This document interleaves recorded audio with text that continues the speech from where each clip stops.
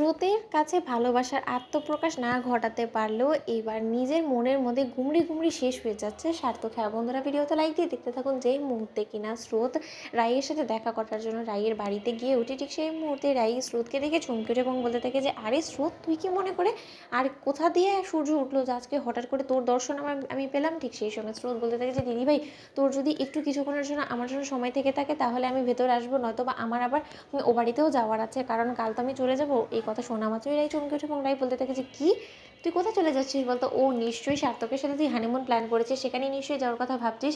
না, ভালোই করেছিস, কারণ বিয়ের তো অনেকটা দিন হলো, আর তার থেকেও বড় কথা তোর এক্সামসও শেষ, এখন তুই কিছুটা সময় ধরে অন্তত ফ্রি আছিস, পড়াশোনার প্রেশারটা কম, তুই বরঞ্চ একটু কিছু দিনের জন্য তোরা একান্তই কিছুটা সময় কাটিয়ে তোদের জন্যই ভালো হবে। কারণ আর যে হোক একটা সম্পর্কের মধ্যে এতটা দূরত্ব চলে এলে সেই সম্পর্কের মধ্যে ফাটল সৃষ্টি হওয়ার একটা চান্সেস থাকতে পারে। অন্যদিকে স্রোত বলতে থাকে যে নারী দিদিভাই, তোর কোথাও একটা ভুল হচ্ছে, কারণ আর যাই হোক না কেন সার্থক স্যার এবং আমার মধ্যে সেই হানিমুন টাইপ ব্যাপারটা কোনোদিনও হতে পারে না, কারণ সেই সম্পর্কটা আমাদের মাঝখানে এখনও পর্যন্ত তৈরি হয়নি। অন্যদিকে সাই বলতে থাকে যে দেখ স্রোত, সব সম্পর্কের মধ্যে একটু এফার্ট দিতে হয়। সার্থক যদি একান্তই সব বিষয়ে নিজে এফার্ট দিতে থাকে আর তোর পক্ষ থেকে কোনো রকম এফার্ট নাই থাকে, তাহলে কী করে এই সম্পর্কটা চলবে বলতো?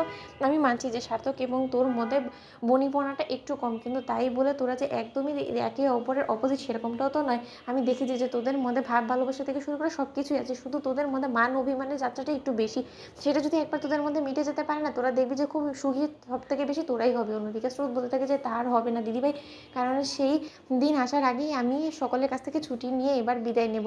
ঠিক সেই সময় রাই বলতে থাকে যে কোথায় বিদায় নেওয়ার কথা ভাবছিস বলতো? তুই কোথায় যাচ্ছিস বল আমাকে। অন্যদিকে স্রোত বলতে থাকে যে দিদিভাই, কাল বাদে পরশুই আমি আমার পোস্ট গ্রেড করার জন্য শহরের থেকে বাইরে চলে যাচ্ছি, কারণ আমার আর এই শহরে আর পড়াশোনা করতে ভালো লাগছে না। এই শহরের আমাকে এখন কুড়ে কুড়ে খায়, আমাকে এই কাটার মতন চুবে এই শহরটা। আর নীলাঞ্জনা দিদিভাইয়ের এতটা অশান্তি সহ্য করে আমি আর আমার পোস্ট গ্রেডের মধ্যে কোনো মতে কনসেন্ট্রেট করতে পারবো না, সেরকম খুব ভালো করে বুঝতে পেরে গেছি। তার জন্য আমি শহর ছেড়ে চলে যাওয়ার সিদ্ধান্ত নিয়েছি। আর আমি অলরেডি অনেকগুলো ইউনিভার্সিটিতে অ্যাপ্লাই করে ফেলেছি, সেখান থেকে 2-3টের মধ্যে আমার নামও উঠে এসেছে এবং সেখানে আমি এক্সামস দেওয়ার পর খুব শীঘ্রই আমি আশাবাদী যে আমি সেখানে চান্স পেয়ে যাবো। তার জন্য আমি সেখানে সেটেল হওয়ার কথা ভাবছি।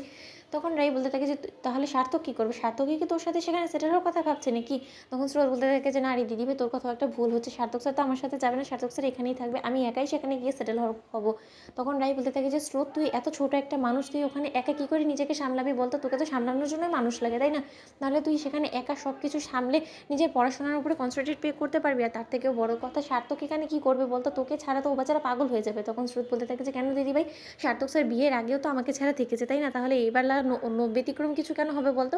তখন রাই বলতে থাকে যে সেটা আলাদা কথা ছিল স্রোত, কারণ সে তখন অবিবাহিত ছিল, এখন বিবাহিত, সেটা আলাদা। তো বন্ধুরা, ভিডিওটি ভালো লেগে থাকলে লাইক এবং শেয়ার করে সাবস্ক্রাইব করতে ভুলো না।